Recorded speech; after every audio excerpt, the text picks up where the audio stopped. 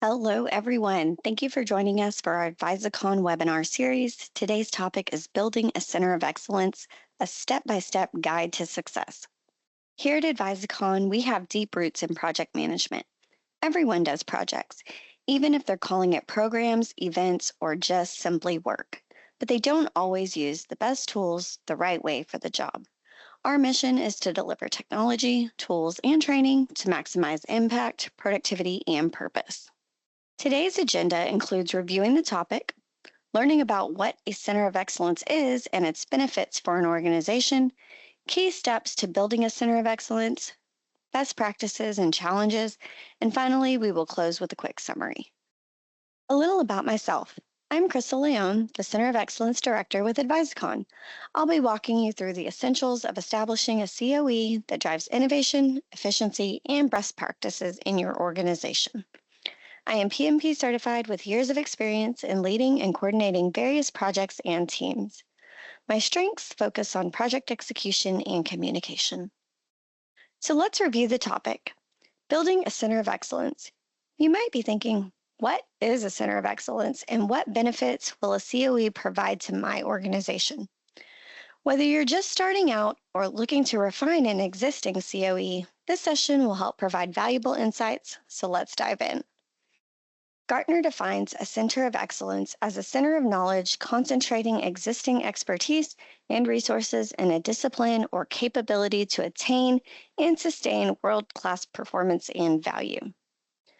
Really, a center of excellence is a central hub within an organization that focuses on driving best practices, innovation, and efficiency. It touches all aspects and departments within an organization, and it is the keeper of the standards and processes to be able to provide guidance and increase efficiency and collaboration across teams. Since the main goal of a center of excellence is to maximize efficiency and consistency, some key functions of a center of excellence include standardizing processes and procedures, sharing knowledge across the organization, governing the processes and procedures, and providing support to the organization, which drives each area of the organization to success. A center of excellence provides a structured approach to standardization, efficiency, and innovation within an organization. And some of the key benefits are standardization and best practices to ensure consistency in processes, methodologies, and compliance, improved efficiency and cost savings to streamline workflows, optimize resources, and reduce operational costs, knowledge sharing and skill development to encourage collaboration, training, and continuous learning, faster decision making and innovation, stronger governance and risk management to enhance oversight, security, and compliance adherence, and scalability and long-term growth to support business transformation. Centers of excellence typically center around a specific type, and some of the most common ones will focus on project management, which focuses on standardization of project delivery, AI and automation, which could be implementing emerging technologies, cybersecurity, which would focus on improving security policies and compliance, and finally, customer experience, which would focus on enhancing the customer engagement and service quality. Now that we have a good idea of what a center of excellence is, let's dive into some of the key steps to building a COE for your organization. The first step is defining the purpose of your COE. Ask yourself, what problem are we trying to solve, and what value will the Center of Excellence bring to our organization? Your objectives should align with your organization's objectives and goals, whether it's improving efficiency, enhancing innovation, or maintaining compliance. For example, if you're in IT, your COE might focus on governance for software development. If you're in marketing, it could be about content standardization and best practices. While we are defining the purpose of the COE, we want to focus on what challenges we are trying to address and what type of measurable outcomes we are seeking. We can ask ourselves, what challenges will this COE address within our organization, and what type of measurable outcomes are we looking for? When we define the goals of the COE, we should make them SMART. SMART stands for specific, measurable, attainable, relevant, and time bound. This will be a good basis for measuring the success of a COE if we stay within the boundaries of this type of goal. Next, leadership support is critical. Without sponsorship from your executives, your COE may struggle with funding or adoption by the organization. To gain buy in, demonstrate how the COE will drive measurable value. And you can gain support by presenting a business case that shows the return on investment that establishing a COE can provide, using benchmarks and success stories to show that COEs are valuable and can really impact the organization in a positive way. And finally, align with the corporate strategy to ensure that you're speaking the same language and your goals support the organization's goals, which will allow for a greater chance of success, not only for the COE, but also for the organization as a whole. Include leadership in every step of the way throughout the entire process to show value to the organization of how a COE can benefit them and is continuing to benefit them once established. Step 3 is assembling the right team. A successful COE needs the right people. This includes subject matter experts, project managers, business leaders, and others who can support and help drive the COE's initiatives. You should clearly define the roles and the responsibility for each member to ensure that the COE is well-rounded and supported. Some essential roles within a COE are the leadership team, who will set the vision for the Center of Excellence and provide strategic direction. If an advisory board is established, they would provide guidance and oversight. A COE lead or director will drive the strategy and execution of the COE. And stakeholders will also collaborate and provide feedback. However, the core team will handle the day-to-day operations. This team should be cross-functional and can include subject matter experts that have strong knowledge of the COE's focus area, governance leads who are responsible for defining policies and best practices, and project managers who focus on execution and alignment with business goals. I suggest to start with a small team and expand as needed, and make sure that there's a diversity in skill sets to make for a well-rounded COE. More ground can be covered if the roles and responsibilities of each team member are well defined. Step 4. Let's talk about governance. Governance defines who makes the decisions and how they are made. Standard operating procedures and guidelines and compliance requirements, as well as risk management strategies. A COE must establish guidelines, policies, and best practices. This ensures standardization across the organization and helps teams follow consistent processes. Governance also includes defining metrics for success. Best practices should be documented and made accessible to the teams. And a knowledge sharing portal can help standardize processes, which encourages long-term sustainability of the COE. Technology plays a huge role in a COE. Whether it's collaboration platforms, automation tools, or AI-driven analytics, having the right technology can streamline workflows. Choose the tools that support knowledge sharing, data analysis, and process management. Some of the tools that we use in our COE are Microsoft Teams for communication, SharePoint for storing and sharing documentation, Power BI for reporting and data analytics. And while these are the tools that we use, there are so many different types of technology that can benefit you and your organization. Also, this is a great opportunity to bring AI into the mix, and this can be done through various AI tools such as Microsoft Copilot, ChatGPT, or Gemini. The right tools will streamline operations and improve efficiency, not only in the COE, but for the organization as a whole. Next, we want to foster a culture of learning and knowledge sharing. And so conducting regular training and workshops will help to educate teams on best practices and emerging trends.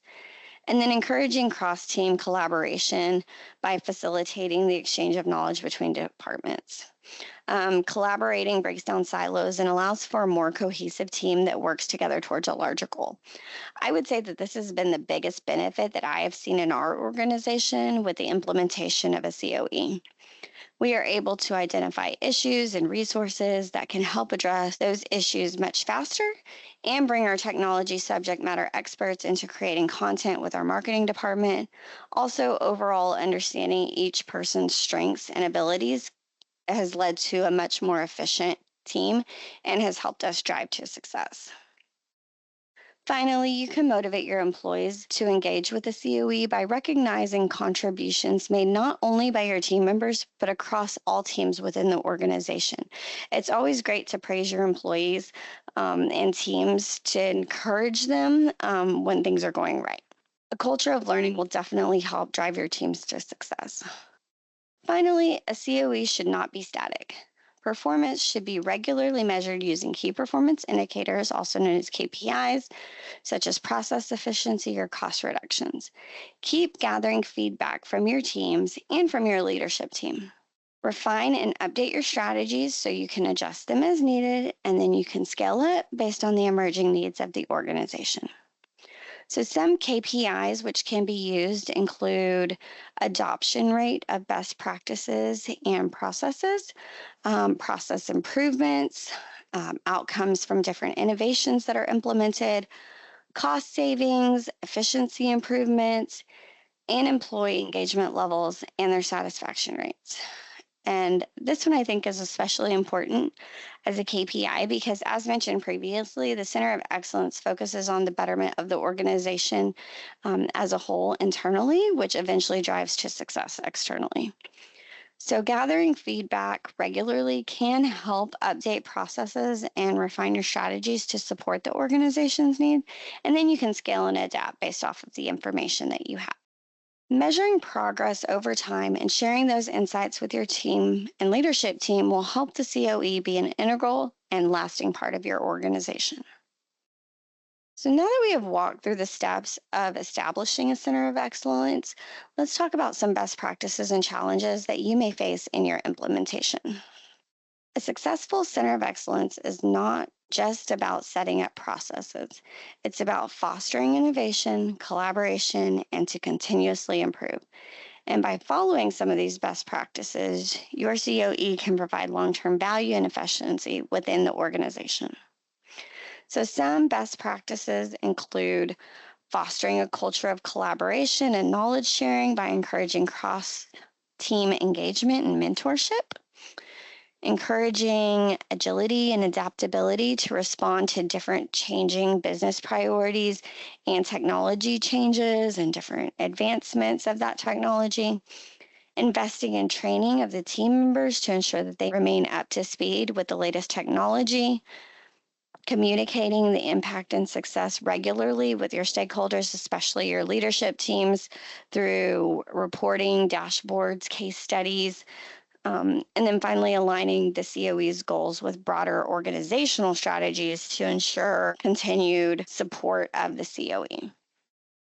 When implementing a COE, you may face some challenges throughout this implementation, and one of those might be resistance to change. Employees and managers might be hesitant to adapt new practices and implement new policies and procedures. You can try to address this through clear communication, making sure that the leadership team approves and is in support of the COE, and different change management initiatives and best practices.